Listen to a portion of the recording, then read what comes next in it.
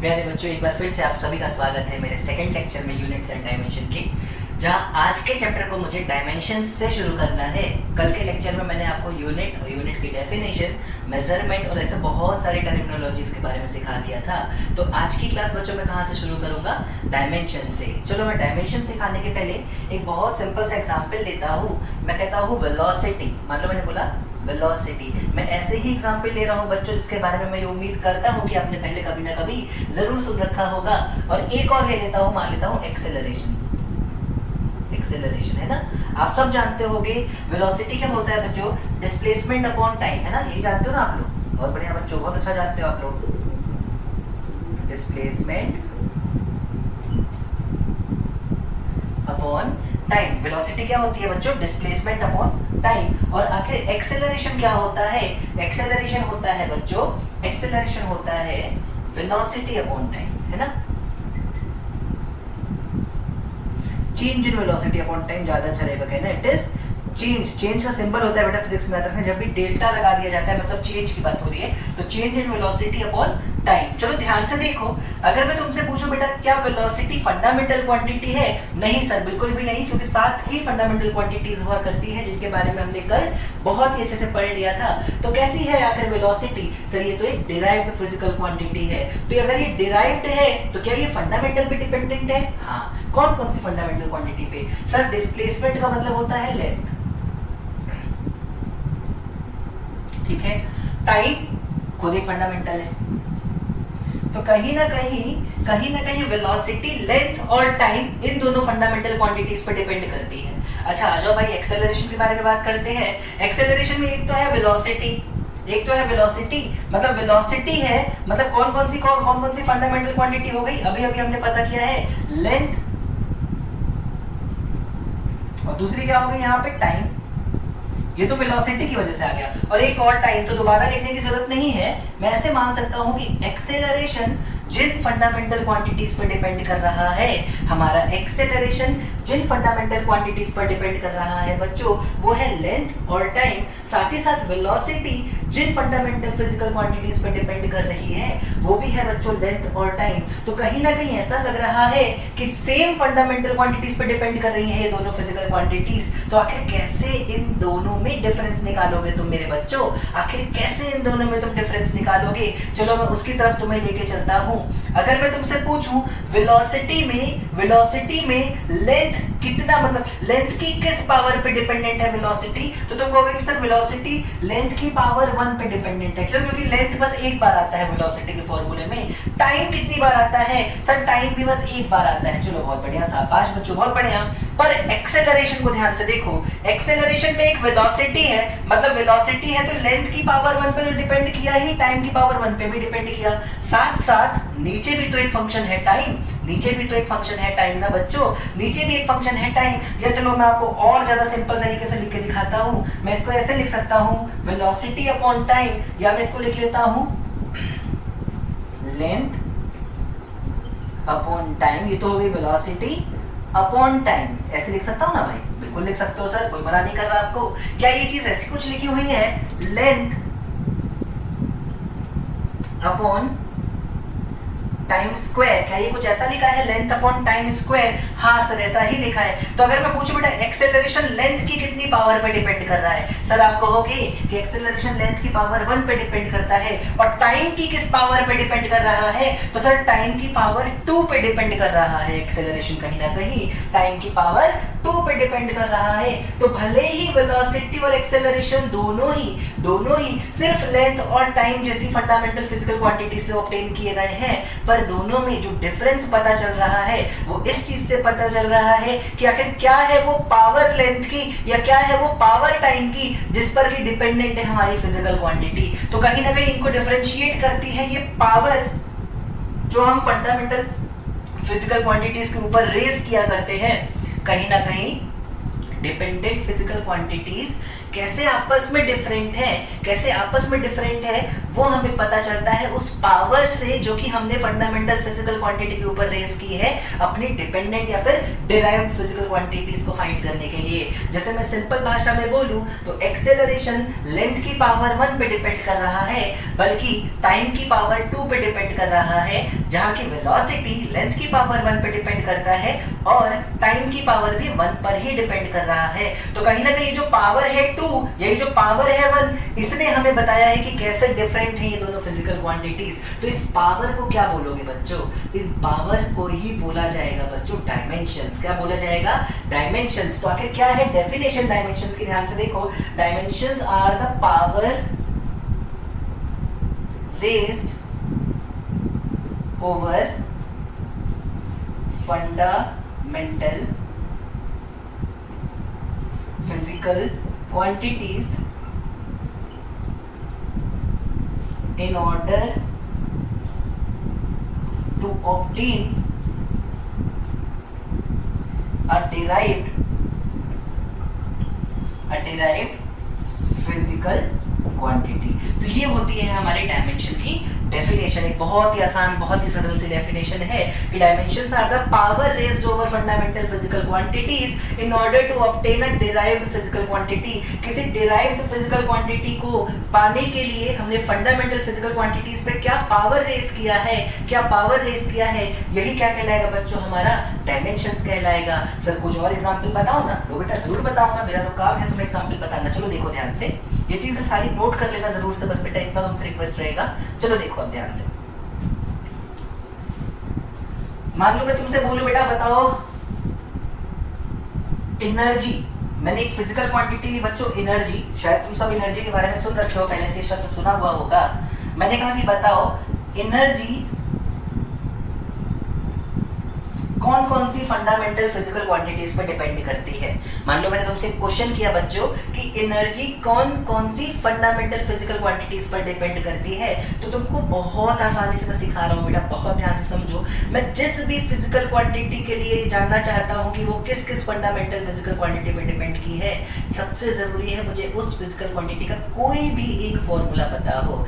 कोई भी एक एनर्जी सुनते तुम्हारे मन में कुछ तो आया होगा, सर हाँ मेरे मन में काइनेटिक एनर्जी आई, तो उसका फॉर्मूला हाफ mv²। बहुत बढ़िया, शाबाश। सर मेरे मन में तो पोटेंशियल एनर्जी आई थी जिसका फॉर्मूला mgh हुआ करता था। अरे बहुत बढ़िया, शाबाश। मैं यही तो बोल रहा हूँ, कोई भी फॉर्मूला तुम्हें एनर्जी का पता होना चाहिए। तो क्या बच्चों तुम्हें एनर्जी का ये फॉर्मूला पता है, हाफ mv² या फिर mgh? चलो मैं मान लेता हूँ mgh एक फॉर्मूला होता है पोटेंशियल एनर्जी का। मैं यहां से काम करना शुरू करता हूँ।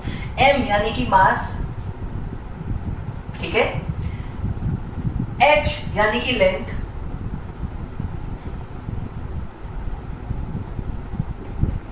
और g होता था बेटा हमारा एक्सेलरेशन। एक्सेलरेशन क्या होता है बेटा? एक्सेलरेशन होता है, अभी मैंने निकाला है इसलिए मैं लिख रहा हूं, लेंथ अपॉन टाइम स्क्वायर। क्या मैं ऐसे लिख सकता हूँ? हाँ सर लिख सकते हो। आपने ऐसे क्यों लिखा है सर? क्योंकि बेटा मेरा यही तो मकसद है कि मैं ये जान पाऊँ कि आखिर मेरी जो फिजिकल क्वांटिटी जिसकी मैं बात कर रहा हूँ वो कौन कौन से फंडामेंटल फिजिकल क्वांटिटी से ऑब्टेन की गई है। तो देखो मास, क्योंकि फंडामेंटल था तो मैंने मास पे काम नहीं किया, अपने आप आगे बढ़ा।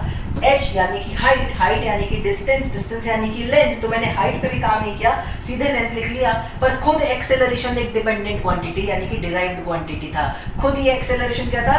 डिराइव्ड था। तो अब मेरे मन में एक्सेलरेशन का कोई भी फॉर्मूला आना चाहिए। सर मुझे पता है वेलोसिटी अपॉन टाइम, तुरंत एक्सेलरेशन को लिख लो वेलोसिटी अपॉन टाइम। अब टाइम फिर से डिपेंडेंट नहीं है, इंडिपेंडेंट हो गया, पर वेलोसिटी फिर से डिपेंडेंट है, तो वेलोसिटी को फिर से लिख लिया मैंने लेंथ अपॉन टाइम। वहां से मुझे मिला ये लेंथ अपॉन टाइम स्क्वायर। बहुत ही बढ़िया सर, शाबाश। आपने ऐसा डायरेक्ट क्यों लिखा? नहीं बेटा, मैंने जस्ट अभी 2 मिनट पहले लिख के दिखाया तुमको, इसलिए मैंने यहाँ पे ये चीज डायरेक्ट लिखी है। अब सारी चीजें ध्यान से देखो, एनर्जी को अगर मुझे रिप्रेजेंट करना हो डायमेंशन तरीके से, तो देखो मैं ऐसे लिखूंगा, एनर्जी मास m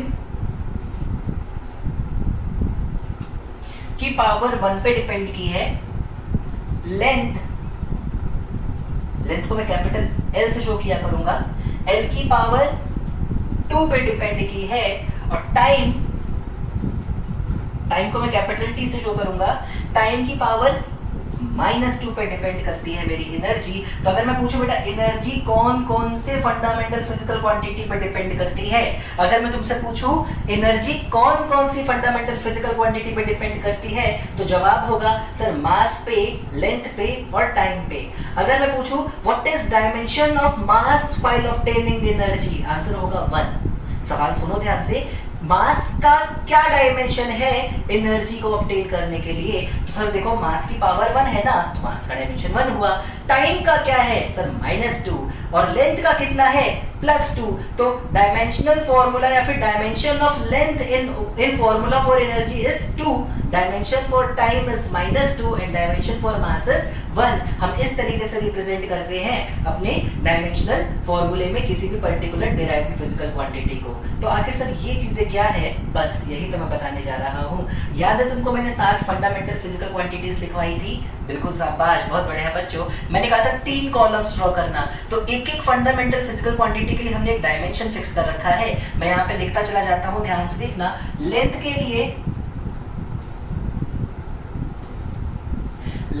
जो डायमेंशनल यूज होगा हमेशा वो होगा L, और साथ में ऐसे लगे होंगे ब्रैकेट्स, ठीक है। मास के लिए कैपिटल M, टाइम के लिए कैपिटल T, करंट के लिए कैपिटल A, टेम्परेचर के लिए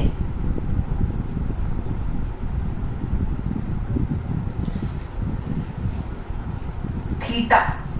सर आप तो टी लिखने वाले थे, नहीं थीटा, कंफ्यूज नहीं होना। टेम्परेचर के लिए theta, amount of substance, amount of substance के लिए बेटा स्मॉल MOL, पूरा इस पे ऐसे आ जाएगा हमारा ब्रैकेट, और लास्ट में ल्यूमिनस इंटेंसिटी।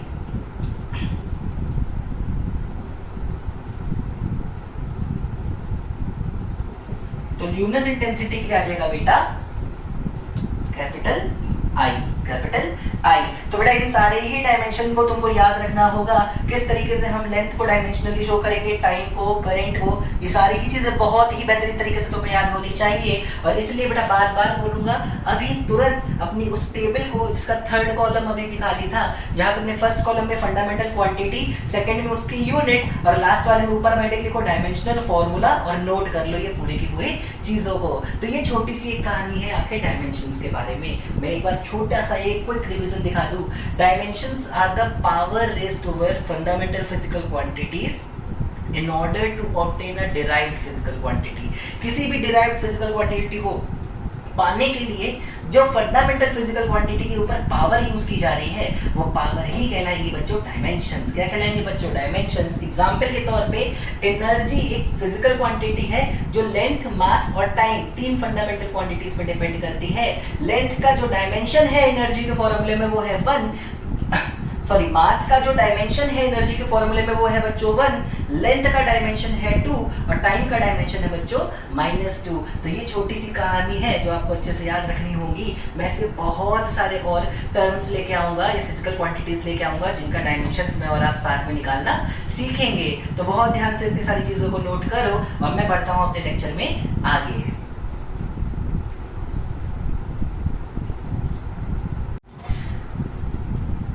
तो चलो बच्चों बिल्कुल ध्यान से देखो, हमें सीखना है कुछ फिजिकल क्वांटिटीज के डायमेंशंस को हम लोग कैसे फाइंड करेंगे। ये कॉन्सेप्ट बहुत ही प्यारा सा आज हमें सीखना होगा। उससे पहले मैं कुछ फिजिकल क्वांटिटीज भी तुम्हारे सामने लेकर आऊंगा। हो सकता है इनमें से बहुत का नाम आपने सुन रखा हो और हो सकता है इनका नाम आपने पहली बार सुना हो, पर घबराने की कोई जरूरत नहीं है। अगर कोई फिजिकल क्वांटिटी मुझे ऐसी लगती है कि वो आपको नहीं पता, तो मैं कोई ना कोई उसका फॉर्मूला जरूर बता दूंगा ताकि तुम उसके डायमेंशंस तक पहुंच सको। अब मैं तुम्हें कुछ छोटी सी बात बता रहा हूँ, उसको ध्यान से समझना। किसी भी फिजिकल क्वांटिटी का डायमेंशन निकालना है तो उसके लिए कोई फॉर्मूला याद करो जिस फॉर्मूले में वो फिजिकल क्वांटिटी जरूर आती हो। ठीक है, बहुत जरूरी है। अगर एक फॉर्मूला याद आ जाएगा तो चीजें बहुत आसान होती चली जाएंगी। और वो कैसे होगा मैं एक एक करके आपको सिखाता चलता हूँ। चलो सबसे पहले काम करते हैं, मुझे डायमेंशन पता करना है मैकेनिक्स में यूज होने वाली फिजिकल क्वांटिटीज का। ये मैकेनिक्स क्या चीज है? मैकेनिक्स मतलब मोशन, बस आप इतना समझ लो, मोशन से जुड़े हुए जितने भी चैप्टर आप पढ़ने वाले हो, मोशन से जुड़े हुए जितने भी चैप्टर्स आप पढ़ने वाले हो वो सब मैकेनिक्स का पार्ट होंगे। एकदम ध्यान से देखो, जो पहली फिजिकल क्वांटिटी मैंने ली है वो है डिस्टेंस या डिस्प्लेसमेंट। ये दो अलग अलग फिजिकल क्वांटिटी है, एक ही नहीं है, आप कंफ्यूज नहीं होना। डिस्प्लेसमेंट या डिस्टेंस, मुझे इसकी यूनिट पता करनी है। तो देखो सबसे पहले बात कर लेते हैं यूनिट की, तो दोनों की ही यूनिट होने वाली है बच्चों, दोनों की ही यूनिट होने वाली है बच्चों मीटर। क्या होने वाली है?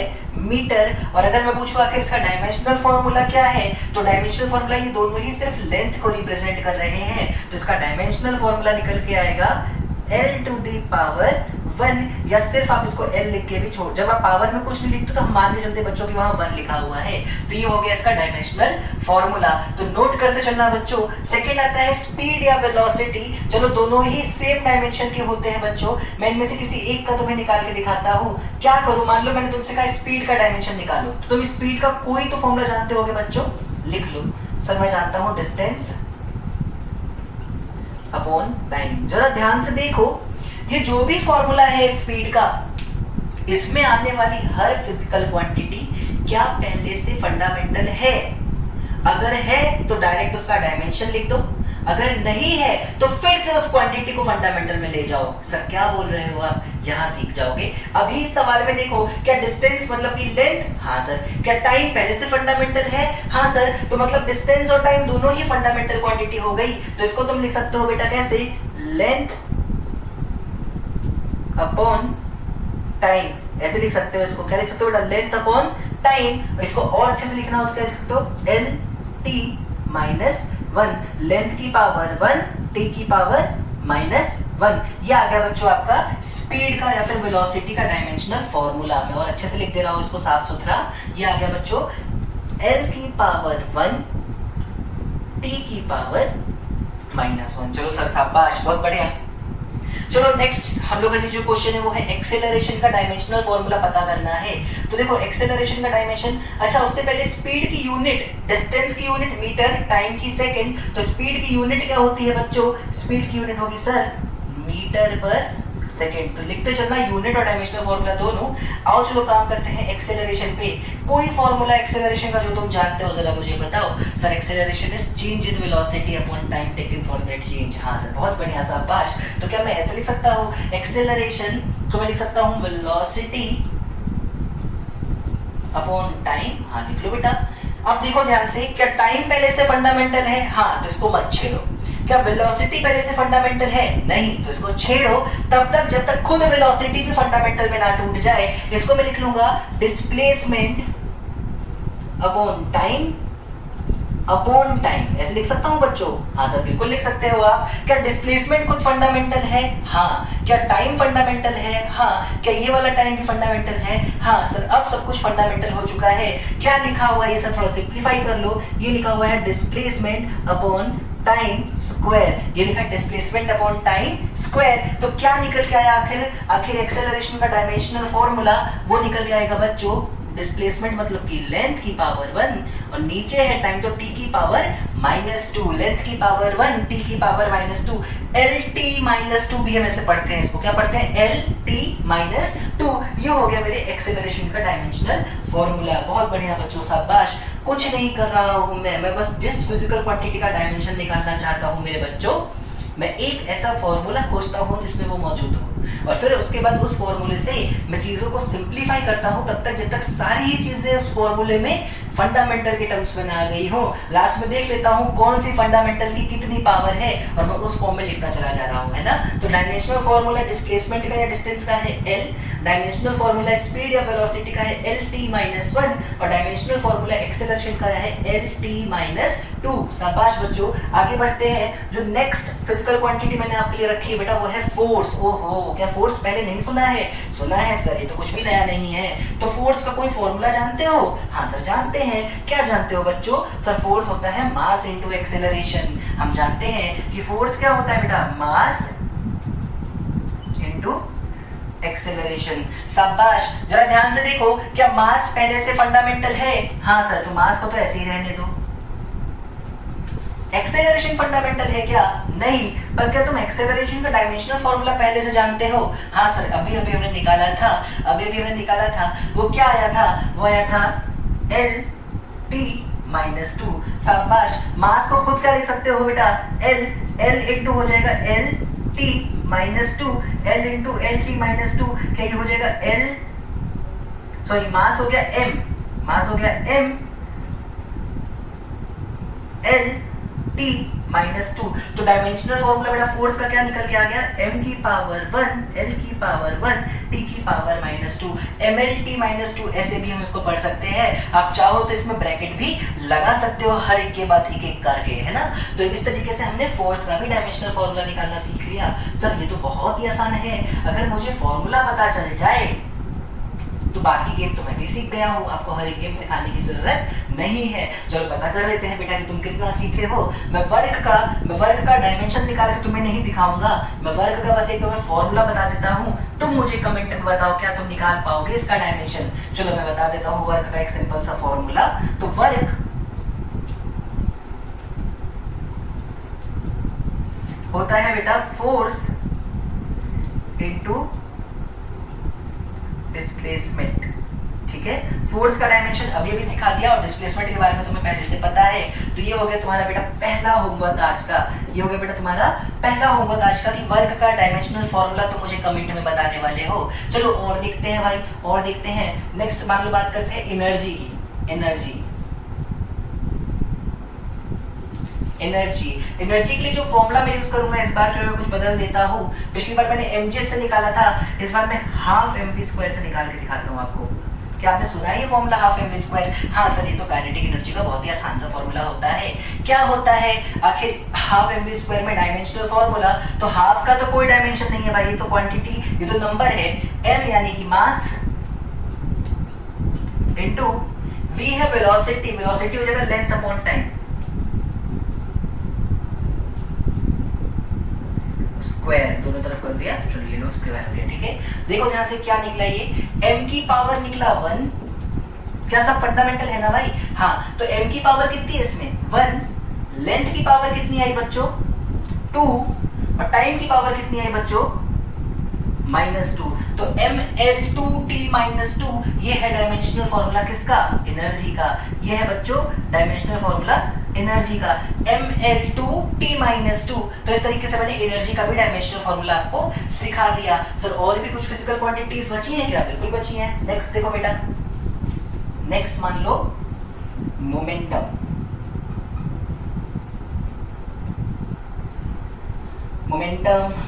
फिर इम्पल्स। ये तो नाम ही नहीं सुना आप जो लिखे जा रहे हो, कोई बात नहीं, नहीं सुना तो मैंने पहले कहा, बहुत से आएंगे। ये हो गया आपका 7th, ये हो गया आपका 8th, मोमेंटम और इम्पल्स। अभी और भी बहुत सारे हैं बच्चों, अभी और भी बहुत सारे हैं, देखते चलेंगे हम लोग। मोमेंटम को कैसे डिफाइन किया गया है ध्यान से समझो। मोमेंटम के लिए बहुत सिंपल सा फॉर्मूला मैं आपको बता देता हूँ। मोमेंटम होता है mass into velocity. Mass into velocity. तो देखो मास का आ जाएगा बेटा डायमेंशनल फॉर्मूला m, वेलोसिटी बहुत बार लिख लिया, अब डायरेक्ट लिख रहा हूं lt-1। तो ओवरऑल mlt -1 ये हो जाएगा मोमेंटम का डायमेंशनल फॉर्मूला। इंपल्स फिर से तुम्हारे लिए होमवर्क होगा, मैं बता दूं तुमको, चलो इसको अच्छे से नोट कर लेना। इंपल्स के लिए बिल्कुल ध्यान से समझो। इंपल्स का एक फॉर्मूला बता देता हूं मैं, ये होता है force into time. Force into time. तो इंपल्स ये तुम्हारे लिए दूसरा होमवर्क है। तुम्हें इंपल्स का और तुम्हें वर्क का डायमेंशनल फॉर्मूला निकाल के मुझको बताना है। एनर्जी का मैंने अभी तुमको सिखा ही दिया। अब एनर्जी बोलो तो दुनिया की हर एनर्जी की मैं बात कर रहा हूँ। वो हीट एनर्जी होगी तो भी डायमेंशन ये रहेगा, काइनेटिक हो तो भी यही रहेगा, पोटेंशियल तो भी यही रहेगा, कोई और फॉर्म की एनर्जी है तो भी फॉर्मूला बदलने वाला नहीं है। तो चलो बहुत ही सिंपल तरीके से हम लोगों ने इंपल्स का डायमेंशन भी निकालना सीख लिया। बहुत बढ़िया सर, शाबाश सर, हम लोगों ने काफी सारे डायमेंशनल फॉर्मूले निकालना सीखा है। अच्छा सर, अब और क्या सिखाने वाले हो? और बेटा और दिखाता हूँ तुमको। तो ये तो मैंने कुछ बिल्कुल बेसिक मैकेनिक्स में आने वाले जितने भी हमारे इंपॉर्टेंट फिजिकल क्वांटिटीज हैं, ये मैंने उनका चर्चा किया है। धीरे धीरे मैं चर्चे को आगे लेके चलता हूँ। चलो मैं तुम्हें नेक्स्ट सिखाता हूँ। एक काम करता हूँ, नेक्स्ट डायमेंशन निकालने से पहले अब सही वक्त है मेरे ख्याल से ये समझने का कि आखिर कुछ फिजिकल क्वांटिटीज को हमने सप्लीमेंट्री क्यों बोला था। चलो देखते हैं ध्यान से। क्या आपने बेटा एंगल का नाम सुना है? एंगल, हाँ सुना है ना। एंगल दो तरीके के होते हैं बेटा, एक होता है सॉलिड एंगल, ध्यान से देखना, एक होता है हमारे लिए बेटा सॉलिड एंगल और एक होता है हमारे लिए प्लेन एंगल। चलो देखो, मान लीजिए एक सर्कल है ना, सॉरी मार्कर थोड़ा लाइट हो जाता है, ऐसे पढ़ लेते हैं, कोई बात नहीं, सर्कल की जरूरत नहीं है। मान लो मैं कहता हूँ कि एक आर्क है, ये एक आर्क है जो कि सेंटर पे कुछ इस आर्क की लेंथ मुझे पता है मान लो L के बराबर और इस सर्कल का रेडियस R के बराबर, तो ये जो पर्टिकुलर चीज होती है इसी को हम क्या बोलते हैं बेटा? Plane angle. क्या बोलते हैं?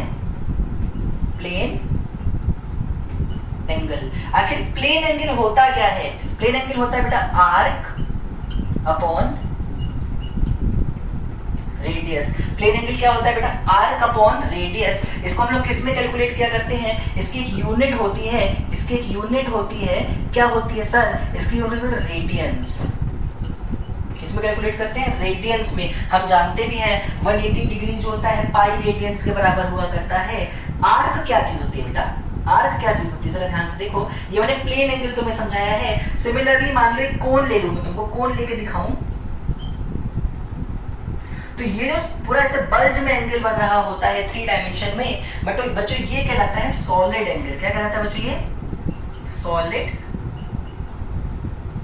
एंगल। क्या कहलाता है बच्चों? ये सॉलिड एंगल। इसको हम लोग किस में मेजर किया करते हैं? यानी इसकी यूनिट क्या होती होगी? इसकी यूनिट होती है बेटा स्टीरेडियन, STERADIANS, स्टीरेडियंस में हम लोग इसको कैलकुलेट किया करते हैं। तो देखो ध्यान से, ये है आपका प्लेन एंगल, वो है आपका सॉलिड एंगल। इन दोनों ही के साथ एक बड़ी खास चीज है। क्या है खास सर? इनकी यूनिट तो होती है, पर आर्क का मतलब क्या हुआ बेटा? लेंथ। अरे आर्क है तो एक लेंथ ही ना भाई, ये है तो लेंथ ही ना। और रेडियस भी क्या है बेटा? एक लेंथ। लेंथ से लेंथ क्या होगी बच्चों? कैंसिल। तो इसका डायमेंशनल फॉर्मूले में लेंथ m मास आया क्या? नहीं। लेंथ आया क्या? नहीं। टाइम आया क्या? नहीं। तो इसका कोई डायमेंशनल फॉर्मूला है क्या? सर प्लेन एंगल का तो कोई डायमेंशनल फॉर्मूला ही नहीं आया, क्योंकि ये तो किसी फंडामेंटल क्वांटिटी पे डिपेंड नहीं कर रही है। अगर आप ध्यान से देखोगे तो ये किसी भी फंडामेंटल क्वांटिटी पे डिपेंड नहीं कर रही है, और अगर ये किसी फंडामेंटल क्वांटिटी पे डिपेंड ही नहीं कर रही तो इसका कोई डायमेंशन नहीं होने वाला। पर इसकी यूनिट है, सिमिलरली सॉलिड एंगल की भी यूनिट तो होती है पर इसका कोई डायमेंशन नहीं होता। सॉलिड एंगल की भी यूनिट तो होती है पर इसका कोई डायमेंशन नहीं होता। अब मेरी बात ध्यान से समझो, ऐसी फिजिकल क्वांटिटीज जिनके पास यूनिट तो है पर डायमेंशन नहीं होती है, ऐसी फिजिकल क्वांटिटीज के लिए हम लोगों ने एक स्पेशल कैटेगरी रखी है जिसको हम लोग बोलते हैं सप्लीमेंट्री फिजिकल क्वांटिटीज। तो आखिर इन दोनों को ही बेटा मैं क्या माना करूंगा?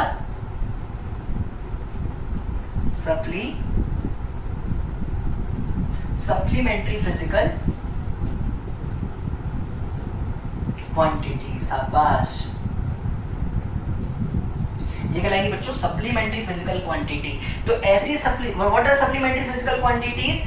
Those quantities which have unit but no dimension। मेरी बात ध्यान से समझना बच्चों, यूनिट होना चाहिए। मैंने ऐसा नहीं बोला है कि डायमेंशन नहीं है तो सप्लीमेंट्री, ऐसी तो बहुत सी क्वांटिटीज जिनके डायमेंशन नहीं है, पर ऐसी क्वांटिटी जिनके पास यूनिट है साथ में डायमेंशन नहीं है, यूनिट तो है पर डायमेंशन नहीं है, वो कहलाएंगी बच्चों हमारे लिए सप्लीमेंट्री फिजिकल क्वांटिटीज। वो क्या कहलाया करेंगी मेरे बच्चों? Supplementary physical quantities. और विश्वास करो सिर्फ 2 ही ऐसी फिजिकल क्वांटिटी है जिसको हम लोग सप्लीमेंट्री फिजिकल क्वांटिटी बोलते हैं, जिसमें से एक है बेटा प्लेन एंगल और एक है बच्चों सॉलिड एंगल। शाबाश सर, बहुत बढ़िया, बहुत ही सही समय पे हम लोगों ने सप्लीमेंट्री फिजिकल क्वांटिटी के बारे में भी जान लिया। तो आज हम लोगों ने क्या क्या सीखा है बेटा अभी तक इस लेक्चर में? आज के लेक्चर में हमने सीखा है बेटा क्या होता है डायमेंशंस, क्या होते हैं डायमेंशनल फॉर्मूले कुछ फिजिकल क्वांटिटीज के, और आखिर क्या है सप्लीमेंट्री फिजिकल क्वांटिटीज। चलो आगे बढ़ाते हैं इस लेक्चर को, और बहुत सारी फिजिकल क्वांटिटीज में लेके आता हूं जिसके डायमेंशनल फॉर्मूले अभी हम निकालना सीखेंगे। चलो बहुत ध्यान से देखो बेटा, बहुत ध्यान से देखो। मान लो जो नेक्स्ट फिजिकल क्वांटिटी मैं लेके आता हूं वो है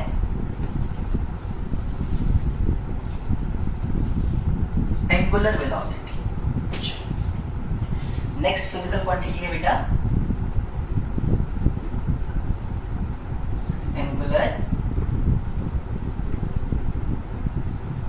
वेलोसिटी। मेरी बात ध्यान से समझो, एंगुलर वेलोसिटी क्या होती है? अब मेरी बात बहुत ध्यान से देखो। मान लो मैं ऐसे सड़क पे चल रहा हूँ, बिल्कुल आराम से वैसे चल रहा था, मस्त अपनी जिंदगी में खोया हुआ था।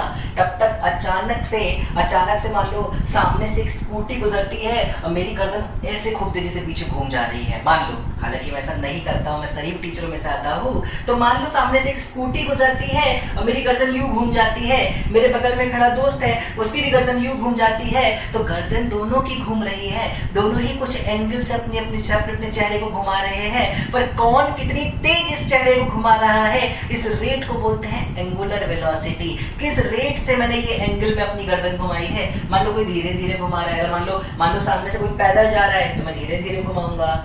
मान लो कोई स्कूटी से गुजर जाता है तो मैं तेजी से घुमाऊंगा। मैं अंकल की बात कर रहा हूँ, मैं मान लो चाचा की बात कर रहा हूँ, आप लोग गलत मत सोचना बिल्कुल भी। तो किस रेट से मैं एंगल कवर कर रहा हूँ, उस रेट को बोलते हैं बच्चों एंगुलर वेलोसिटी। तो एंगुलर वेलोसिटीज कैसे लिखा जाता है बेटा? एंगुलर वेलोसिटीज एंगल या फिर एंगुलर डिस्प्लेसमेंट। एंगुलर डिस्प्लेसमेंट मतलब एंगल ही होता है, कंफ्यूज नहीं होना, अपॉन टाइम, है ना, अपॉन टाइम। अभी बेटा मैंने बताया था कि एंगल का तो कोई डायमेंशनल फॉर्मूला होता ही नहीं, एंगल का कोई डायमेंशनल फॉर्मूला होता ही नहीं। तो ऊपर लिख सकता हूं मैं m0 l0 t0 अपॉन नीचे लिख सकता हूं t की पावर 1। क्या निकल के आया सर? ये आ गया m0 l0 t माइनस 1। ये होता है बेटा डायमेंशनल फॉर्मूला एंगुलर वेलोसिटी का। इसको सर सिर्फ t माइनस 1 नहीं बोल सकते क्या? लो बोलो ना यार, कौन मना कर रहा है? सिर्फ t माइनस 1 बोल लो। सर ऐसे लिखेंगे? लो भाई, तुम ब्रैकेट भी लगा लो, तुम जिसमें संतुष्ट हो वो जरूरी है। तो ये हो गई हमारी एंगुलर वेलोसिटी। सर नेक्स्ट बताओ कुछ, नेक्स्ट बताओ। चलो अगला देखो बेटा, फ्रीक्वेंसी। नेक्स्ट क्या है बेटा? फिजिकल क्वांटिटी जिसकी मैं बात करने जा रहा हूं वो है बेटा फ्रीक्वेंसी।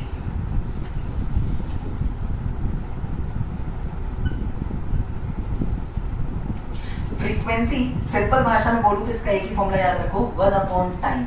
ये तुमने साउंड में पढ़ा होगा, जब आप छोटी क्लास में साउंड चैप्टर पढ़ रहे होगे बेटा, तो वहां पे ये टर्म फ्रीक्वेंसी कई बार आया होगा। तो फ्रीक्वेंसी क्या होता है बेटा? 1/टाइम। जरा बताओ क्या होगा इसका डायमेंशनल फॉर्मूला? ये हो जाएगा 1/टाइम, है ना बेटा ये। तो टाइम का डायमेंशनल फॉर्मूला होता है t की पावर 1। यहां से फ्रीक्वेंसी का डायमेंशनल फॉर्मूला निकल के आता है t माइनस 1। ऐसे लिख सकता हूं मैं इसको। क्या लिखूंगा बेटा? t की पावर माइनस 1। साफ सुथरा लिखना बेटा, कहीं गलती ना करना। t की पावर माइनस 1, ये हो गया डायमेंशनल फॉर्मूला बेटा किसका? फ्रीक्वेंसी का। ये किसका हो गया बेटा? फ्रीक्वेंसी का। चलो सर और सिखाओ। चलो नेक्स्ट फिजिकल क्वांटिटी देखते हैं। नेक्स्ट फिजिकल क्वांटिटी है torque.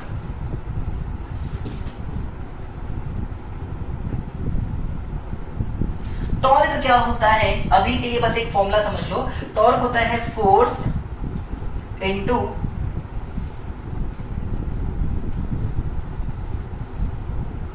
Perpendicular distance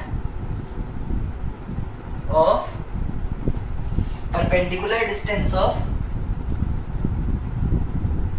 point of rotation.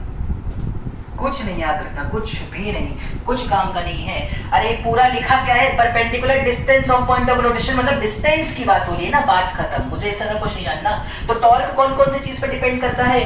Force पे और डिस्टेंस पे। अगर मुझे टॉर्क का डायमेंशनल फॉर्मूला निकालना है तो फोर्स का डायमेंशनल फॉर्मूला आएगा बेटा mlt माइनस 2 और डिस्टेंस का खुद आ जाएगा बेटा l। जरा देखो ये क्या बन जाएगा? ये हो जाएगा सर ml2 t माइनस 2। तो ml2 t माइनस 2, या आप चाहो तो ऐसे लिख सकते हो m की पावर 1 l की पावर 2 t की पावर माइनस 2। ये हो गया बच्चों डायमेंशनल फॉर्मूला किसका? टॉर्क का। सर बहुत बढ़िया, बहुत कुछ सिखा दिया आज तो आपने। बिल्कुल बच्चों, अभी तो और भी बहुत कुछ सिखाऊंगा यारों को। अब एक होमवर्क दूंगा, अब वक्त आ चुका है एक फिर से एक नए होमवर्क का।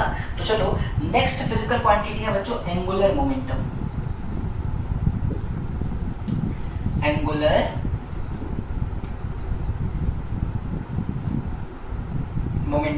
एंगुलर मोमेंटम बिल्कुल ध्यान से देखो।